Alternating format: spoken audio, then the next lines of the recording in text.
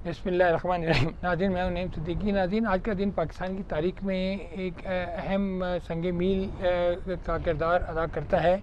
28 मई 1998 को वो तारीखी दिन है जब पाकिस्तान ने भारत के 5 एटमी धमाकों के मुकाबले में 6 एटमी धमाके करके ये साबित कर दिया कि पाकिस्तान किसी भी लिहाज से अस्करी क़ुव्वत में दुनिया के किसी मुल्क से भी कम नहीं है। हिंदुस्तान का ख्याल ये था कि हम ये एटमी धमाके करने के बाद पाकिस्तान के ऊपर चढ़ दौड़ेंगे, कश्मीर पे चढ़ दौड़ेंगे, पाकिस्तान पे कब्जा कर लेंगे, इस खित्ते में हमारी दादागिरी हो जाएगी, इंडिया जो है इस खित्ते में बदमाश बन जाएगा। लेकिन ऐसा कुछ नहीं हुआ।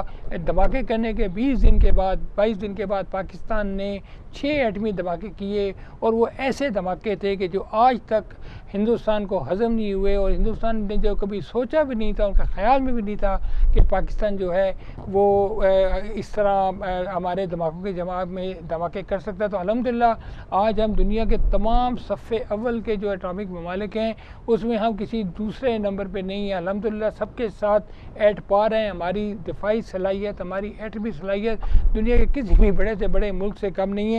तो आज हम इस ख़ास मौके पे बात करेंगे। हमारे साथ टेलीफोन लाइन पे होंगी जनाब डॉक्टर मारिया सुल्तान साहब और उसके जो दिफाई तजियाकार हैं, और मेजर जनरल एजाज अवान साहब होंगे, तारिक पीरज़ादा साहब होंगे, अब्दुल्ला गुल साहब होंगे।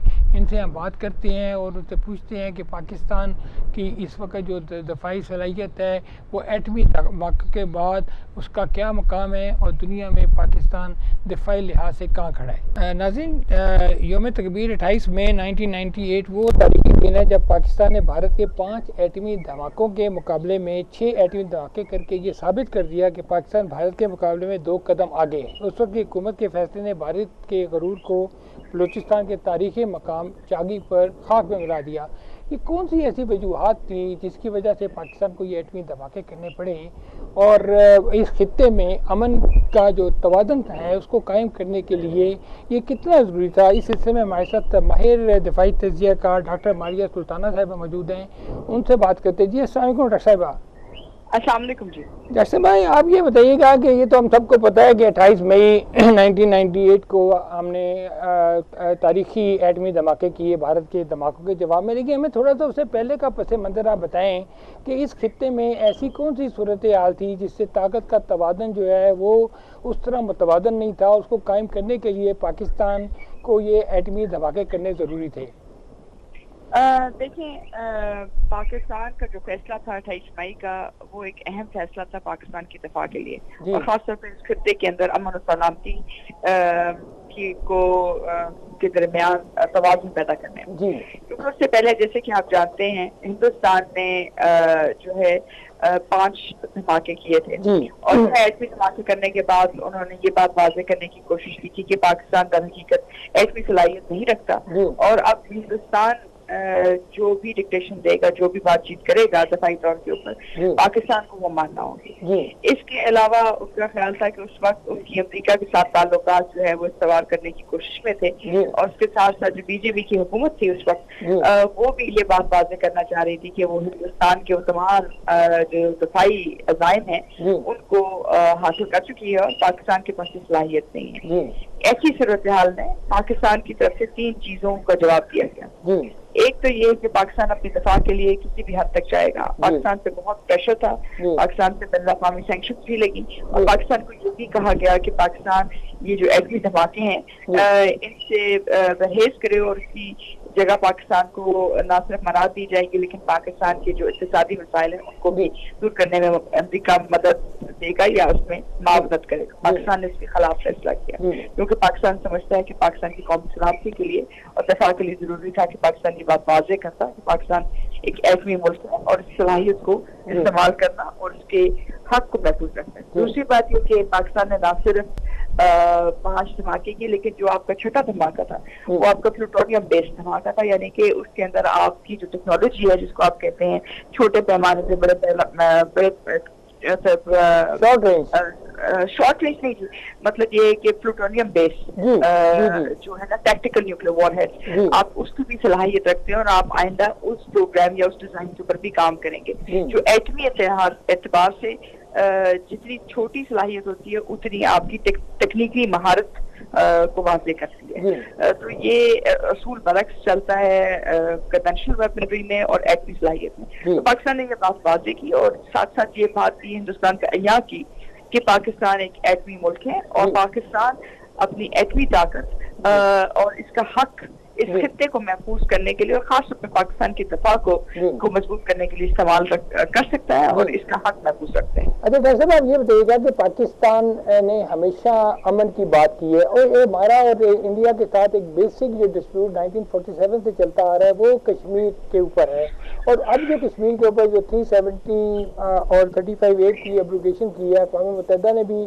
अभी जो रिसेंट डोमिसाइल की बात है उस पर बात की है। फिर मोदी की जो हिंदुत्व की जो आइडियोलॉजी है उसको इस वक्त आप इस खित्ते के अमन के लिए किस तरह देखते हैं, और क्या आप समझते हैं कि ये पाकिस्तान की जो एटमी सलाहियत है इस वक्त वो पाकिस्तान की जो वेटरन्स है इस एरिया में अमन कायम करने के अहम किरदार अदा कर रही है?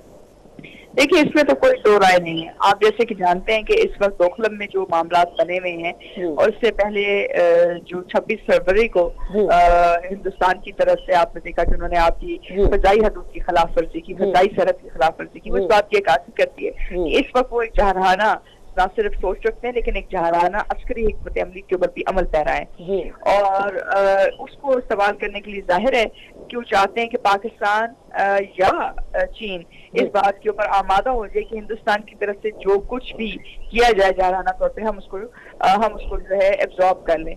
लेकिन पाकिस्तान की एटमी सलाहियत उनको एक बड़ी कार्रवाई करने से उनके लिए बहुत बड़ी रुकावट है और उसके साथ साथ आपका जो रवायती दफा है वो रवायती दफा जो है उसके साथ आपकी जो पुरअज़म जो मुसम्मम आप कह सकते हैं इरादा है कि आप पाकिस्तान का दिफा करेंगे हर हालत में, वो उनके लिए मुश्किल का बायस बन रहा है। तो ये आपकी एक मजबूत अस्करी हिकमत अमली और अस्करी सलाहियत है और उसके साथ कौम का जो है इसके साथ शाना बशाना खड़ा होना जो हिंदुस्तान को और हिंदुस्तान की जहाराना हिकमत अमली जिस वक्त बीजेपी और शिवसेना और इसके साथ मुंसलिक नजरियात के साथ जो हिकमत अमली जुड़ी हुई है उसको रोकने में एक बहुत बड़ा किरदार अदा कर रही है। अच्छा डॉक्टर साहब, आप ये बताइएगा कि इस वक्त पाकिस्तान जो है आलमी सतह पर अक़वाम मुत्तहिदा से लेके बाकी भी जो दोस्त ममालिक हैं उनके पास जाके कश्मीर के मामले को पाकिस्तान ने काफ़ी इसकी जो सफारती सतह पे भी एडवोकेसी की है, लेकिन दुनिया में हमें वो पिजराई नहीं मिली जो कि मिलनी चाहिए थी। और आज 1 साल होने को है, कश्मीर में जो एट्रोसिटीज हैं, जो जुल्म है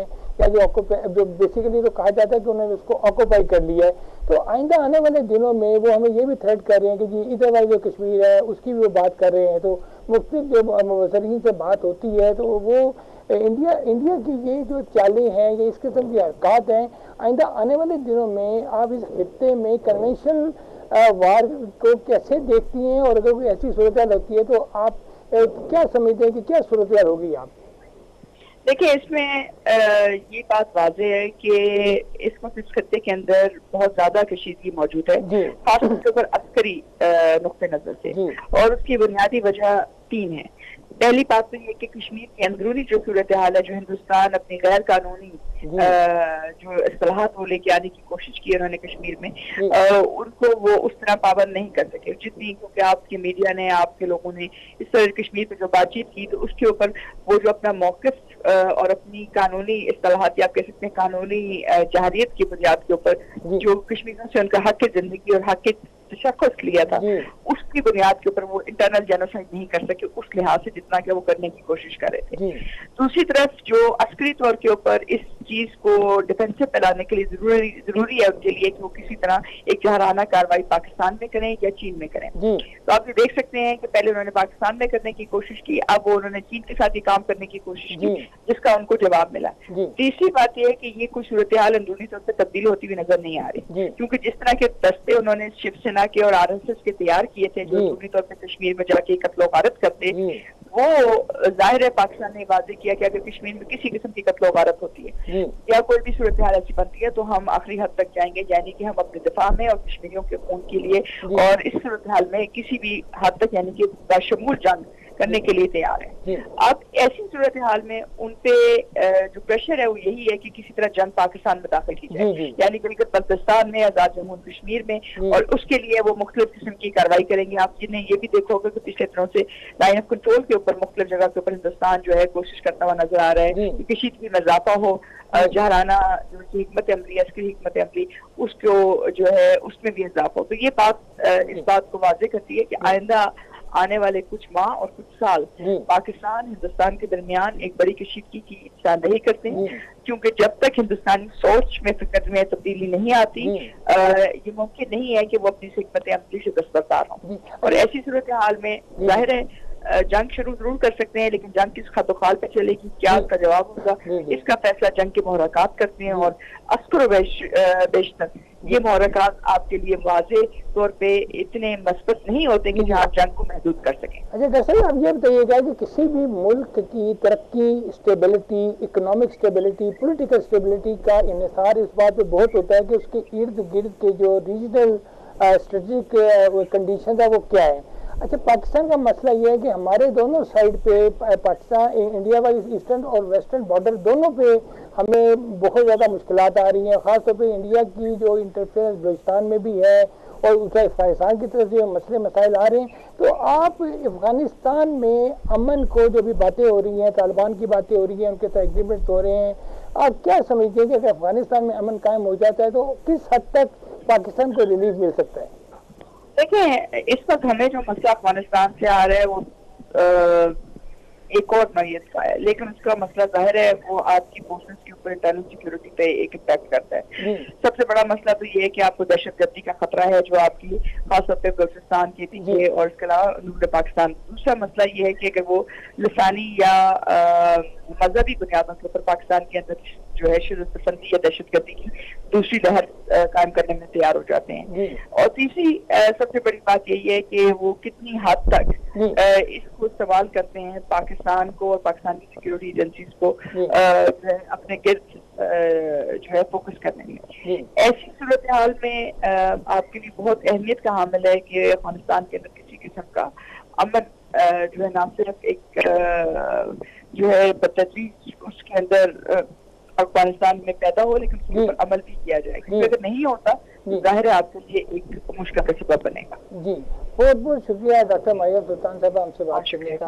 डॉक्टर साहब ने बड़ी जो है मौजूद बातें की हैं। उन्होंने ये कहा है कि ये इंडिया का जो इस वक्त एग्रेशन है, जो उनके ज़हन में मोदी सरकार के अंदर जो हिंदुत्व की आइडियालॉजी और शिवसेना और RSS के जो हुंडे जो उन्होंने फ़ौज बनाई हुई है, उसका सिर्फ एक मकसद है कि किस तरह पाकिस्तान के अंदर जो है वो जंग को दाखिल करें और यहाँ पाकिस्तान की जो अंदरूनी मामलात हैं उनको अनस्टेबल करने की कोशिश करें। जबकि पाकिस्तान ने हमेशा पूरी दुनिया में हमेशा अमन का पैगाम दिया और अमन के तौर पे ही दुनिया को ये पैगाम दिया कि इस खित्ते में और ख़ास तौर पे आजकल के जो मामलात कोविड के हवाले से हो रहे हैं उसमें ये बहुत ज़रूरी है कि दुनिया का जो पस मंज़र है उसमें अब कोई इस पर नक्शे में तब्दीली आए और इस तरह की तब्दीली है कि सारे एक दूसरे के मामलात को मिल के हल करने की कोशिश करें। पाकिस्तान ने हमेशा दुनिया पूरी में अमन की बात की है और अपना पैगाम डिप्लोमेटिक सतह पे हो, पॉलिटिकल सतह पे हो, इकोनॉमिकली हो, कहीं भी जाके यही पैगाम दिया कि हम अमन चाहते हैं, अमन के साथ रहना चाहते हैं। और इस वक्त कोविड-19 की वजह से दुनिया के जो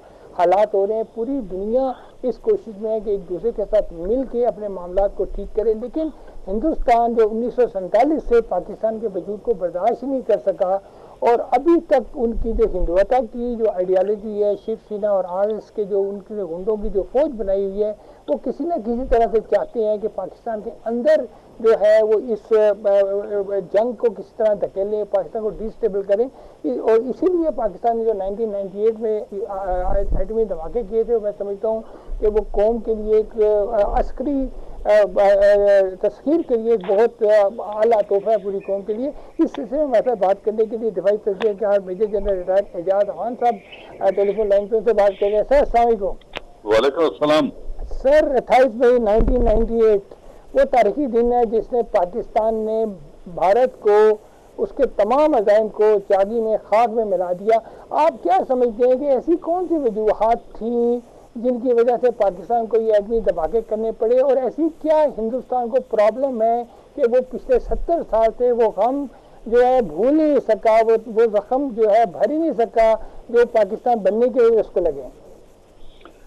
देखिए, ये एक रियलिटी है कि पाकिस्तान की कॉन्सेप्शन के फौरन बाद जी 1948 में हमारी पहली जंग हुई जी, फिर 65 वॉर हुई जो एक बहुत बड़ी जंग थी जी और उसके चंद साल बाद 71 वॉर हुई। और बिल्कुल इंडिया ने हमेशा से पहले उनकी लीडरशिप की ये सोच थी जी कि शायद ये नया मुल्क 5 साल भी नहीं चल सकेगा और वापस हमारे साथ इलाक कर जाएंगे, जी लेकिन वो अल्हम्दुलिल्लाह हमारी लीडरशिप ने एक बुनियाद रखी और हम अपनी इंडिपेंडेंस को सस्टेन कर गए। हाँ। लेकिन 71 में जो हमें बहुत बड़ा धचका लगा, जो हमारे अपने बंगाली जो ईस्ट पाकिस्तान था उन्होंने अलहदा होने का एक प्लान बनाया जी जिसकी तमाम तर आबियारी हिंदुस्तान ने की और बिल आखिर फौजी मुदाखलत के जरिए पाकिस्तान के 2 टुकड़े कर दिए। जी उस वक्त ये रियलाइजेशन हो गई थी कि अगर हमने न्यूक्लियर वेपन हासिल न किया जो कि हिंदुस्तान ने शुरू कर दिया था, जी जी और उन्होंने जब पोखरा का डिसीजन किया और पोखरा में धमाका किया तो पाकिस्तान के लिए ये बहुत जरूरी हो गया जी कि एक इतनी बड़ी कुव्वत जो न्यूक्लियर वेपन भी हासिल कर चुकी है और जो हमारे वजूद को तस्लीम नहीं कर सकी और नहीं कर रही, तो उसके मुकाबले में हमें अपने दिफा के लिए ये वेपन हासिल करना पड़ा। और इसमें क्रेडिट तमाम लीडरशिप को जाता है। अयूब खान जिन्होंने न्यूक्लियर एटॉमिक एनर्जी का जो बुनियाद रखी, फिर जुल्फकार अली भुट्टो को क्रेडिट जाता है, फिर जनरल ज़ियाउल हक और गुलाम इसहाक खान को जिन्होंने तमाम तर वसाइल मुहैया करके ये कैपेबिलिटी हासिल कर ली। तो ये यकीनन अपने दिफा के लिए नागुज़ीर थी, इसलिए इसको हासिल किया गया और अल्हम्दुलिल्लाह उसके बाद से आज तक फिर किसी मुल्क की और बिलखुसूस हिंदुस्तान की जरूरत नहीं हुई कि वो पाकिस्तान के खिलाफ फौजकशी कर सके। जी तो सर आप समझते हैं कि इस इलाके में अमन कायम करने के लिए या डेटरेंस के लिए पाकिस्तान को ये जो एटॉमिक पावर बनने से हिंदुस्तान के मुकाबले में एक स्टेबिलिटी मिल गई है? यकीनन यकीनन। देखो, अब हम चारों कुव्वतें जो बॉर्डर शेयर करती हैं जी, पाकिस्तान बॉर्डर शेयर करता है डायरेक्टली चीन से और चौथा इनडायरेक्टली जी, तो रशिया के पास भी ये वेपन है जी, चाइना के पास भी है, हिंदुस्तान के पास भी है और पाकिस्तान के पास भी है। बिल्कुल। तो ये इसमें रीजन में एक स्टेबिलिटी आ गई है क्योंकि तारीखी एतबार से 2 बड़ी न्यूक्लियर पावर्स के दरमियान आज तक जंग नहीं हुई। जी बिल्कुल। तो ये खित्ते के अमन के लिए और पाकिस्तान की सलामती के लिए एक जरूरत थी और इसको बजा तौर पर हासिल किया पाकिस्तान ने। अच्छा सर आप ये बताइएगा कि पाकिस्तान ने तो हमेशा अमन की बात की है, अब कश्मीर में 1 साल हो गया है, भारत ने कब्जा किया हुआ है, 370-35A को एब्रोगेट किया है, उसके बाद मोदी सरकार ने अपने मुल्क के अंदर पूरे मुल्क में एक ऐसी आग लगा दी, अक़लियतों के खिलाफ इतना जुल्म कर दिया और अब खास तौर पे they have started touching their borders with other countries as well.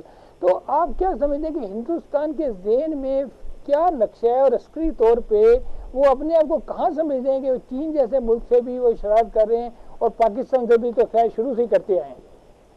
अंग्रेजी की एक मिसाल है जी कि when the rat laughs at the cat, ji, the hole must be nearby। जी बिल्कुल। जब चूहा बिल्ली का मजाक उड़ाना शुरू कर दे जी तो इसका मतलब है उसका बिल कहीं नजदीक ही है। जी बिल्कुल। तो ये शय है इसको दुनिया की एक बहुत बड़े ताकतवर मुल्क की। जी यकीनन अमेरिका चाहता है जी बिल्कुल कि हिंदुस्तान की वो पजीराई करे, इनके साथ स्ट्रेटेजिक कोऑपरेशन करे जी और चाइना का जो मुआशी इन्फ्लुएंस पूरी दुनिया में बढ़ रहा है जी जी उसको रोकने के लिए वो हिंदुस्तान को इस्तेमाल करे जी उस शय पर। और फिर जो टेक्टिकल एतबार है ये तो है बड़ा स्ट्रेटेजिक गेम जी, और जो टेक्टिकल लेवल की बात है उसमें ये शय है इनको इजराइल की जी और इजरायली सोच से फायदा उठाते हुए जी जी जिस तरह इजराइल दुनिया को और यूएन को बिलखुसूस और नेबरिंग कंट्रीज को बिलुमूम खातिर में न लाते हुए वो फलस्तीन में जो चाहता है कर रहा है जी और यूएन रेजोल्यूशन की मौजूदगी में भी वो परवाह नहीं करता क्योंकि उसको अमेरिका की शय। जी अब इन्हीं दो ममालिक की शय है हिंदुस्तान को, और हिंदुस्तान बिल्कुल वही इजराइल वाली सोच पे अमल करते हुए उसने कश्मीर के जो यूएन रेजोल्यूशन थे उनको यकसर नजरअंदाज किया। जी बिल्कुल।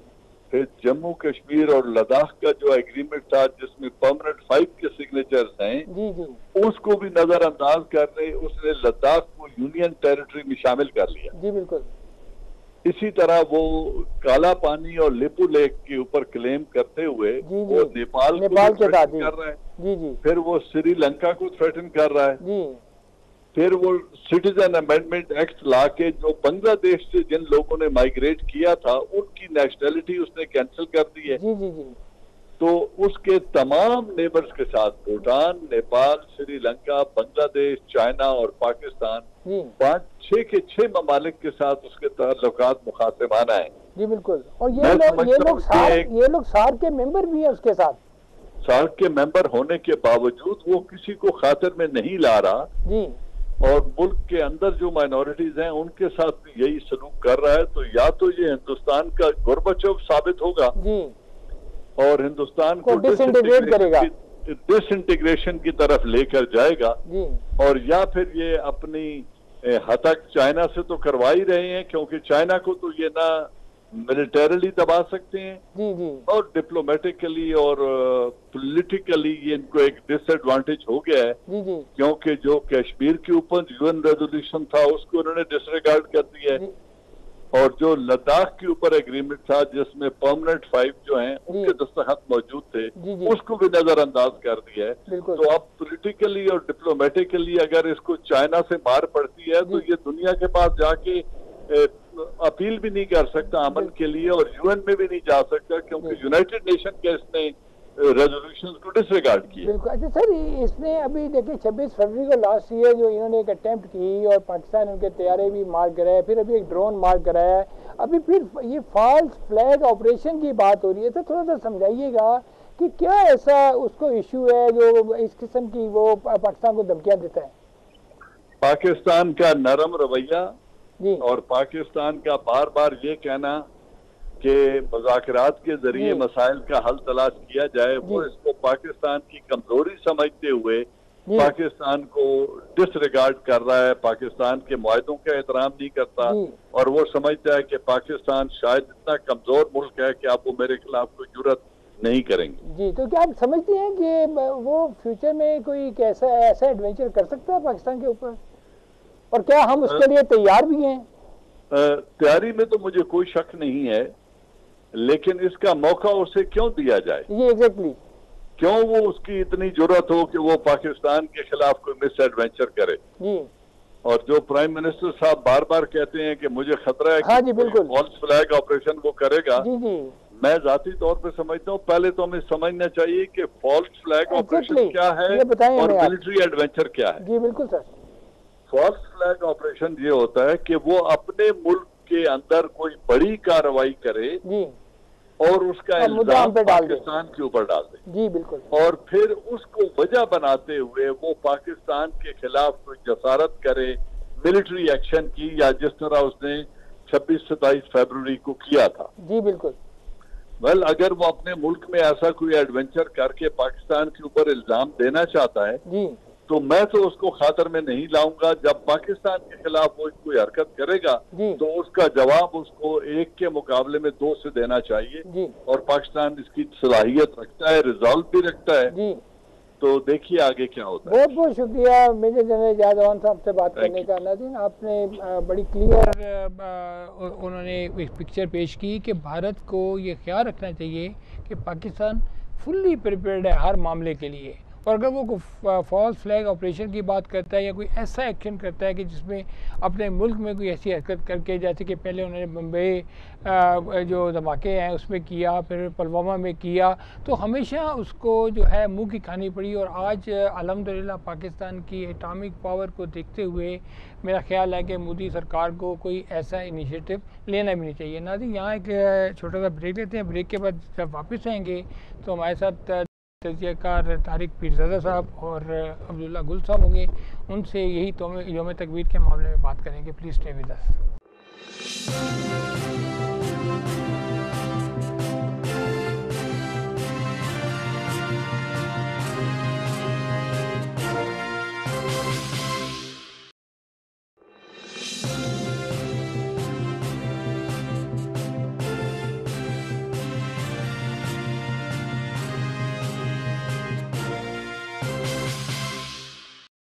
वेलकम बैक नाज़रीन। नाज़रीन, पाकिस्तान के एटमी धमाके इस बात की गवाही करते हैं कि जो भारत का ख्वाब था शुरू से 1947 से, जिसमें उसने पाकिस्तान को कभी भी तस्लीम नहीं किया और 3 जंगें पाकिस्तान के साथ उसने इस सिलसिले में की, और 1998 के एटमी धमाके के बाद उसको दोबारा कोई ज़रूरत नहीं हुई कि पाकिस्तान की तरफ इस तरह आँख उठा के देख सके या पाकिस्तान पर हमला कर सके। उसके बाद कश्मीर के मामला जिस तरह भी हुए, उसमें भी इंडिया ने इस किस्म का माहौल क्रिएट किया कि पूरी दुनिया इस वक्त उसके खिलाफ है। तमाम लोग ये समझते हैं कि उसने अपने कौम में अपने लोगों के साथ ज्यादती की हुई है, और ख़ासतौर पर इस वक्त जब चाइना के साथ उसने टक्कर ली है, तो मैं समझता हूँ कि इसके पीछे कोई ना कोई ऐसी ताकत ज़रूर है जो इंडिया को प्रोवोक कर रही है। इस सिलसिले में हमसे बात करने के लिए सीनियर तजिया तारिक की साहब टेलीफोन लाइन पर मौजूद, उनसे बात करते हैं। सर अस्सलाम वालेकुम। सर, पहले तो ये बताइएगा कि कितना इम्पोर्टेंट था पाकिस्तान के लिए एटमी धमाका करना, और कितनी एम्बेरसमेंट हुई इंडिया को जब उसको पता था कि पाकिस्तान ये काम नहीं कर सकता तो पाकिस्तान ने कर लिया। इसकी सबसे बड़ी अहमियत उस वक्त के तनाजुर में ये है, 2 बड़ी बातें हुई हैं। अगर ये धमाका ना होता तो ये 2 बड़ी बातें मुल्क के लिए मुसीबत बन जाती। एक तो ये है कि पाकिस्तान और हिंदुस्तान के दरमियान जो उस वक्त आज से 20-22 साल पहले रवायती हथियारों का तवाजुन था, वो 100% हिंदुस्तान के हक में था, जो अब नहीं है। अब रवायती हथियारों के मैदान में हम बहुत आगे आ गए हैं, और खास तौर पर मिसाइल फोर्स और दूसरे हथियारों में, और एयरफोर्स भी बहुत ज्यादा तरक्की कर गई। लेकिन दूसरा बड़ा मसला ये था कि अगर हम धमाका ना करते तो पूरी कौम, 20 दिन का फर्क है हमारे उनके धमाकों में और हमारे धमाकों में, पूरी कौम बददिल हो चुकी थी, और ये तासुर फैल रहा था कि शायद हमने अभी तक जो बातें की हैं वो बातें हैं, हकीकत में हम एटमी सलाहियत के हामिल नहीं है। सच है, अफवाज पाकिस्तान से लेके अवाम पाकिस्तान तक सब मुंतजिर थे, और उन धमाकों ने कौम के अंदर एक नया एतमाद, पैदा कर दिया, नया बलबला पैदा। अब तीसरी और आखिरी बात ये है कि उसका सबसे बड़ा झगड़ा ये पैदा हो गया था कि भारत ने धमकियां देनी शुरू कर दी थी अपने धमाकों के बाद, अपने एटमी धमाकों के बाद, कि वो आजाद कश्मीर पर कब्जा करेगा। और इसमें कोई शुबा नहीं है कि अगर हम कुछ दिन देर कर लेते और हिंदुस्तान पर वो एटमी रुकावट पैदा न कर देते, तो मैं समझता हूँ कि कम अज कम आजाद कश्मीर के किसी न किसी हिस्से में भारतीय फौज दाखिल हो जाती। और उसका वो अलहदा बात है कि हम उसे रोक सकते, न रोक सकते, शिकस्त देते, लेकिन वो दाखिल जरूर हो जाती, इसमें कोई शुबा नहीं थी। ये 3 बातें उस वक्त के तनाजुर में बहुत अहम है, और पाकिस्तान दुनिया में जो पाकिस्तान का एक बहुत ही कमजोर फौजी ताकत के तौर पर तस्वुर था, वो खत्म हो गया, और ये तय हो गया कि पाकिस्तान के वजूद को कोई ताकत खत्म नहीं कर सकती। अच्छा, अब इसे ये बताइएगा कि अभी प्राइम मिनिस्टर साहब भी बार एक बात कर रहे हैं कि इंडिया फॉल्स फ्लैग ऑपरेशन कर सकता है, भारत किसी वक्त भी पाकिस्तान के साथ कोई छेड़छाड़ कर सकता है, तो हम ऐसा मौका क्यों दे रहे हैं? आप क्या समझते हैं कि क्या उस वक्त जब एटमी धमाके हुए थे और उससे पहले पाकिस्तान की पॉलिटिकल और अस्करी क़यादत जो है वो एक पेज पे थी, आज हमारी जो पॉलिटिकल क़यादत है वो अगर इस किस्म के बयान देती है तो उसको इस बात की क्या ज़रूरत है इस किस्म का बयान देने की? मैं इसकी 3 वजूहात बयान करता हूँ। एक तो ये है कि भारत ये समझता है कि उसकी रवायती कुव्वत इतनी ज्यादा है कि वो एटमी ताकत के इस्तेमाल के बगैर पाकिस्तान पर हमला भी कर सकता है, आजाद कश्मीर पर भी हमला कर सकता है, और चूंकि दोनों के पास एटमी ताकत है, लिहाजा पाकिस्तान एटमी ताकत इस्तेमाल करने की जरूरत नहीं करेगा। उनका फलसफा ये है। और तीसरी बात ये है, वो ये समझते हैं कि हमारी फैसला साजी जो हुकूमत की सतह पर है उसमें इतनी कुव्वत नहीं है कि वो एटमी हथियार इस्तेमाल करने का फैसला कर सके। ये भी उन्हीं की सोच है, ये मेरी राय नहीं है। अच्छा, चूंकि ये उनकी सोच बहुत खतरनाक है, उसका नतीजा ये है कि आप बार बार देख रहे हैं वो बालाकोट में घुसते हैं, वो और जगहों पे आते हैं, अभी ड्रोन आ रहे हैं, अभी दोबारा वजीर आजम अगर पाकिस्तान का ये कह रहा है कि वो आजाद कश्मीर पे कार्रवाई कर सकता है, तो मैं क्यों ना अपने वजीर आजम की बात पे यकीन करूं। लेकिन उसकी जो तीसरी बात जो आप उठा रहे हैं, वो ऐसा क्यों करता है? उसकी वजह ये है कि कश्मीर के ऊपर पाकिस्तान का मौकफ बहुत कमजोर है। हम ये नहीं कह रहे कि अगर वो आजाद कश्मीर में आए तो हम श्रीनगर तक जाएंगे, हम कभी ये नहीं कहते, क्योंकि उधर जो उनको खतरा है वो कोई नहीं है हमसे, कम अज कम पॉलिसी की हद तक। अमलन हम कुछ और कर दें वो दूसरी बात है, लेकिन दुनिया के अंदर गोलमोल बातों से अब मामलात नहीं चलते हैं। यही वजह है कि जब मोदी, मैंने ये बात बहुत से प्रोग्रामों में कही थी कि जब मोदी पहली बार कश्मीर गया था अपने पहले साल में, तो उसने कहा था कि पाकिस्तान जो है ये हम पे दहशतगर्दी इसलिए कराता रहता है कि उस यानी उनका जो घटिया इल्जाम है हमारे खिलाफ कि ये इनके पास एटमी ताकत है और हम रवायती हथियारों से इनके खिलाफ कार्रवाई नहीं कर सकते। अब उनका ख्याल है कि वो रवायती हथियारों से भी कार्रवाई कर सकते हैं, क्योंकि उसका मुजाहरा वो चीन के साथ भी करने की कोशिश कर रहे हैं, नेपाल के साथ भी और आपके साथ भी। और पांचवा एक और बड़ा पैगाम वो ये देना चाह रहे हैं जो कि बिल्कुल झूठ है, लेकिन वो ये है कि हम कई महाजों पर एक साथ जंग लड़ सकते हैं, क्योंकि इस तासुर को दूर करने के लिए और ये बयान आना चाहिए और इमरान की तरफ से, वजीर खारजा की तरफ से, कि अगर एक दफा जंग शुरू हुई तो ये फिर हम सरहद पे नहीं, LOC पे नहीं रुकेंगे, फिर ये मामला हम आखिरी दम तक श्रीनगर तक लेकर जाएंगे। क्योंकि जब वो आजाद कश्मीर पर कब्जा करने की बात करते हैं तो हमारे मुंह से श्रीनगर का नाम क्यों नहीं निकलता।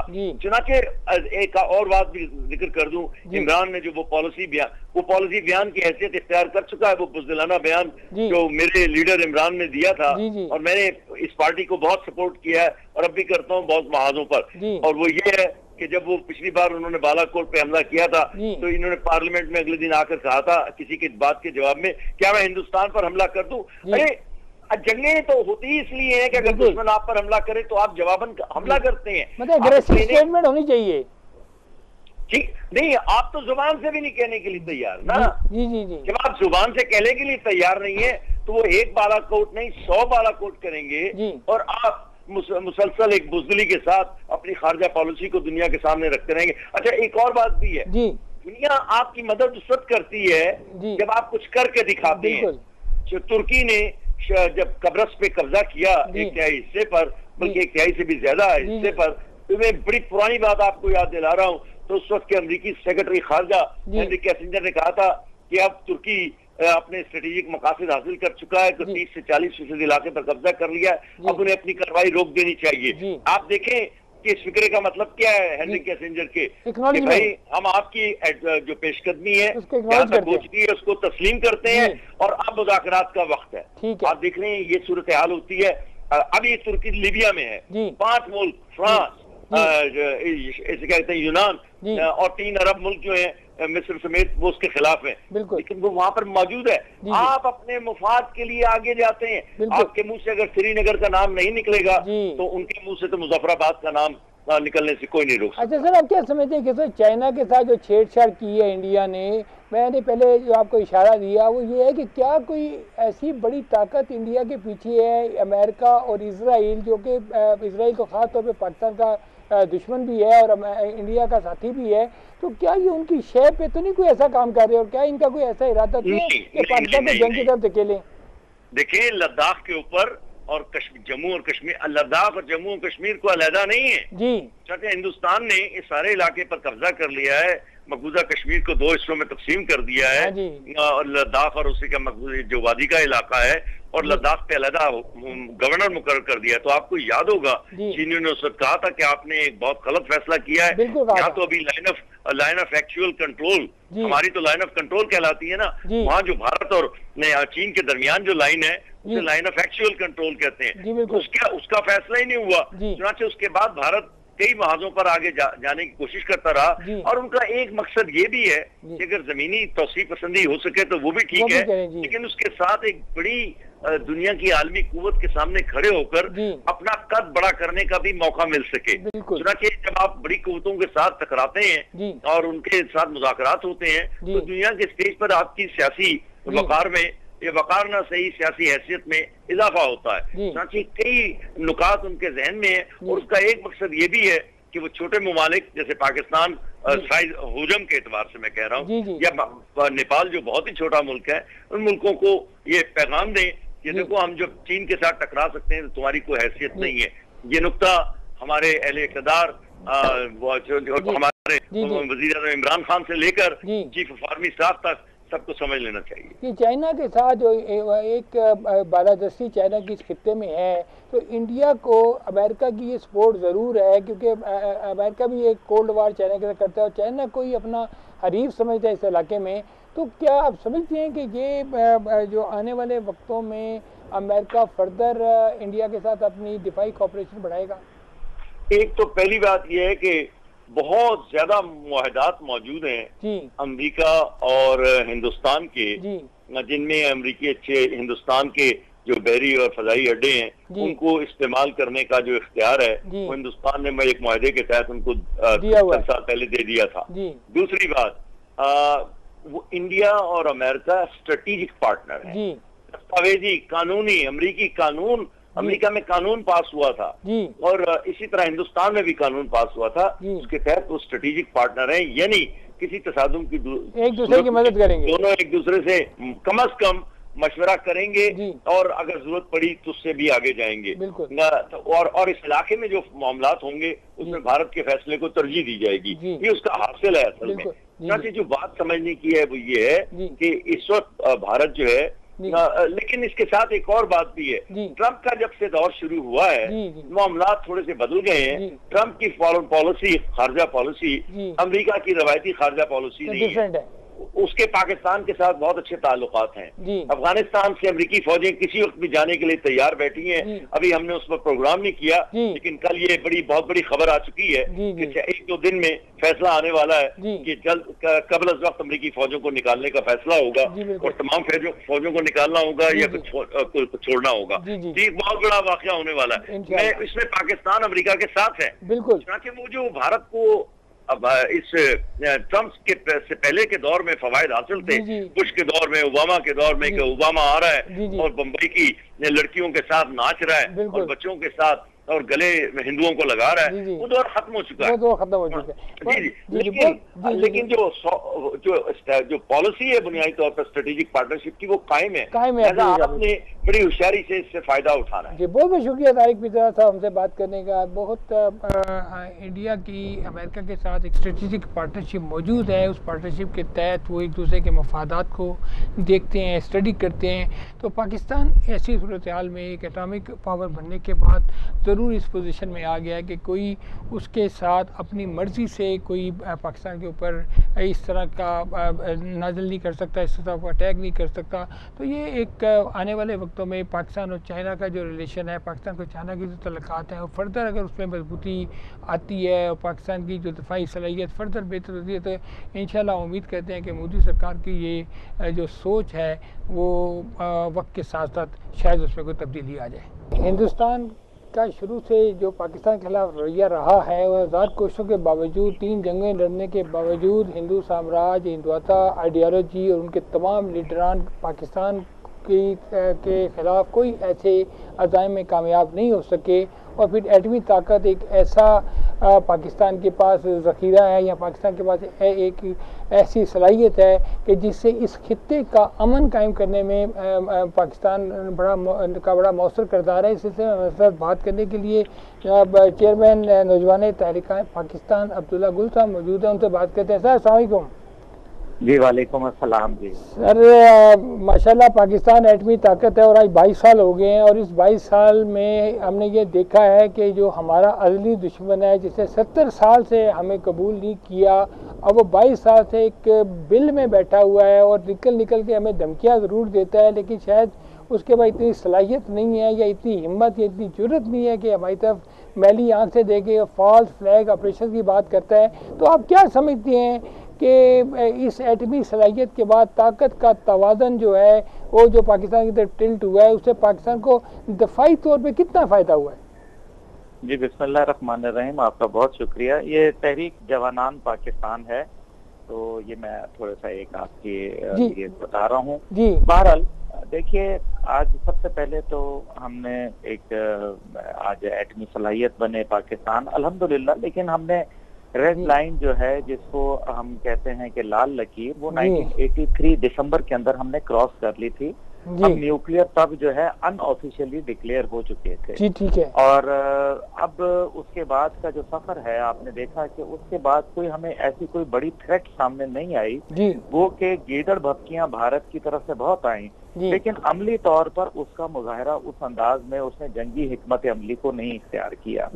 तो ये डिटरेंस था एक हमारा, जो हमने अल्हम्दुलिल्लाह हासिल किया, और उसके अंदर डॉक्टर अब्दुल कदीर खान साहब की टीम को, अफवाज पाकिस्तान को, और वो तमाम जो हुकूमतें थीं, और मैं खुद इसमें जुल्फिकार अली भुट्टो साहब का, ज़िया-उल-हक साहब का जिक्र करना लाजमी समझता हूँ कि जिन्होंने वो कंटिन्यूएशन ऑफ पॉलिसी रखी और बड़ी कुर्बानियां दी, और इस कौम को मैं मुबारकबाद देता हूँ कि जिन्होंने अपने पेट को काट के एटम बम जो है वो बनाया, अल्हम्दुलिल्लाह।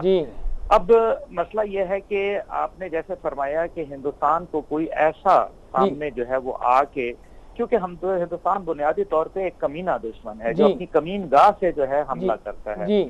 उसके बाद आप देखें कि उसने जो है वो नए खेल खेलना शुरू कर दिए, दहशतगर्द भिजवाना शुरू कर दिए। पाकिस्तान में कुछ ऐसे लोगों को उन्होंने हायर कर लिया जो पाकिस्तान में बम धमाके करते थे, जो पाकिस्तान की सालमियत के खिलाफ थे। पाकिस्तान के अंदर जो एक फिफ्थ जनरेशन वॉरफेयर जो थी, यानी कि हमारी सोचों पे कब्जा करके, हमारी नफरतें आपस में एक दूसरे के लिए पैदा करके, और हमारे वो रियासती इदारे जो कि पाकिस्तान के लिए हमेशा उनकी कुर्बानियां लाजवाल हैं, उनके शोहदा की एक लंबी लिस्ट है। और हमें ये भी याद रखना चाहिए कि जब मामलात बहुत ज्यादा खराब हुए तो हमारे वकला ने, हमारे सहाफी बरादरी ने, सिविल सोसाइटी हमारे सिविल सोसाइटी ने, जजों ने, पूरी कौम ने सर, पूरी कौम ने तो मैं समझता हूँ कि पूरी कौम ने, लेकिन ये हम एक हालत जंग में हैं। असल में हम एक खुफिया क्लैंडस्टाइन वॉर जिसको कहा जाता है, हम उसके अंदर मौजूद हैं। लेकिन साथ ही साथ हम ये भी देखते हैं कि पाकिस्तान ने एटमी सलाहियत जब हासिल की तो उसके बाद दुनिया को एहसास हो चला कि इस खित्ते के अंदर सिर्फ हिंदुस्तान नहीं बल्कि पाकिस्तान जो है वो अपनी ताकत का लोहा मनवा चुका है। पाकिस्तान ने ये अपने तौर पर इंडिजिनस एफर्ट्स थी पाकिस्तान की, जिसके अंदर हमने न्यूक्लियर सलाहियत का हसूल किया अल्हम्दुलिल्लाह। और ये भी मैं आज आपके लिए जरूर बताना चाहूंगा कि पाकिस्तान की न्यूक्लियर टेक्नोलॉजी और हिंदुस्तान की जो न्यूक्लियर टेक्नोलॉजी है उसमें जमीन आसमान का फर्क है। हिंदुस्तान के पास मिनिएचर न्यूक्लियर डिवाइसेस नहीं है, जबकि पाकिस्तान के पास, जिसको अगर आप ये कहें कि ब्रीफ केस बम जो हैं वो हमारे पास मौजूद है। बिल्कुल। अब जो हमारा नसर मिसाइल है वो भी उनका जो कोल्ड स्टार्ट डॉक्ट्रिन जो हिंदुस्तान ने शुरू की, उसके ऊपर कोल्ड स्टार्ट डॉक्ट्रिन का तो जनाजा निकल गया, क्योंकि जो 60-65 किलोमीटर तक जो है नसर मिसाइल मार करता है, और वो कन्वेंशनल और नॉन कन्वेंशनल वॉर हेड जो है वो ले जाने का सलाहियत रखता है। बिल्कुल। यानी कि और इसी तरह से आर्टिलरी गन यानी कि तोपखाने के जरिए भी हम न्यूक्लियर जो है वो, यानी कि उनकी सिर्फ टारगेटेड फौज की हद तक जो है हम निशाना बना सकते हैं। ये अल्लाह का शुक्र है, ये दुनिया में बहुत कम ममालिक के पास सलाहियत है, जिसमें पाकिस्तान सबसे अव्वल में खड़ा है। बिल्कुल। जो छठा हमारा एटमी धमाका था वो प्लूटोनियम बेस जो हमने छठा एटमी धमाका किया था, मैं समझता हूँ उसकी भी हिंदुस्तान के पास कोई इसका तोड़ नहीं है हमारे मुकाबले में। नहीं, बिल्कुल, इसमें कोई दूसरी राय नहीं है। देखें, हिंदुस्तान का जो पोखरान के अंदर जब उन्होंने धमाके किए, आपको पता है पहले नाकाम भी हुए, बहुत सारे उनके। अब हिंदुस्तान का जो मैं हमारे नाजरीन के लिए गोश्तगुजार करता चला जाऊं कि इस टाइम पे हिंदुस्तान के अंदर 118 केसेस ऐसे सामने आए हैं जो कि FIR रजिस्टर हुई हैं बाकायदा, और वो न्यूक्लियर फिसाइल मटेरियल यानी कि जो ताबकारी जो उनका मवाद है वो वहां से चोरी हुआ। जी बिल्कुल। तो और दुनिया का जो इंटरनेशनल जो IEA है जो न्यूक्लियर, उसके मुताबिक दुनिया का सबसे ज्यादा गैर महफूज न्यूक्लियर प्रोग्राम जो है वो इंडिया का है, जबकि उसके बरक्स पाकिस्तान का न्यूक्लियर प्रोग्राम अपनी हिफाजत और अपनी जो मैं इसको कैपेबिलिटीज के मुताबिक अमेरिका के न्यूक्लियर प्रोग्राम से बेहतर है। ये मैं बड़े सोच समझ के कह रहा हूँ, ये इंटरनेशनल रिपोर्ट्स का हवाला मैं आपको दे सकता हूँ। बिल्कुल। इसलिए पाकिस्तान जो है उसका एक बहुत बड़ा मुकाम है। सिर्फ अपने पाकिस्तान को आज के दिन बिल्कुल से ये फैसला कर ले हमारी कौम कि हम किसी से कम नहीं है, हम किसी से जो है वो डरते नहीं हैं, घबराते नहीं हैं। हम मसलियतों का जरूर शिकार हैं। बिल्कुल। हम जरूर चाहते हैं कि खित्ते के अंदर अमन रहे, हम जरूर चाहते हैं कि सलामती रहे, हम जरूर चाहते हैं कि यूनाइटेड नेशन की करारदादों के मुताबिक मामलात हल हों, लेकिन इससे हरगिज़ ये मतलब नहीं निकलता कि हम जो है वो प्रोफेशनली किसी से कमजोर हैं या हम मैदान जंग में उनकी ऐसी की तैसी न फेर दें। बहुत बहुत शुक्रिया अब्दुल्ला गुल साहब हमसे बात करने का, चेयरमैन तहरीक नौजवान पाकिस्तान। नाज़रीन, हिंदुस्तान को बिल्कुल इस वक्त हमें टिट फॉर टैट की पॉलिसी पे अमल करना चाहिए और उसको कोई भी अगर वो हरकत करे तो उसको दंदाने शिकन हमें जवाब देना चाहिए। आज का प्रोग्राम देखने का बहुत बहुत शुक्रिया। अपने मेज़बान नईम सिद्दीकी को इजाज़त दीजिएगा। अल्लाह हाफिज़। पाकिस्तान जिंदाबाद।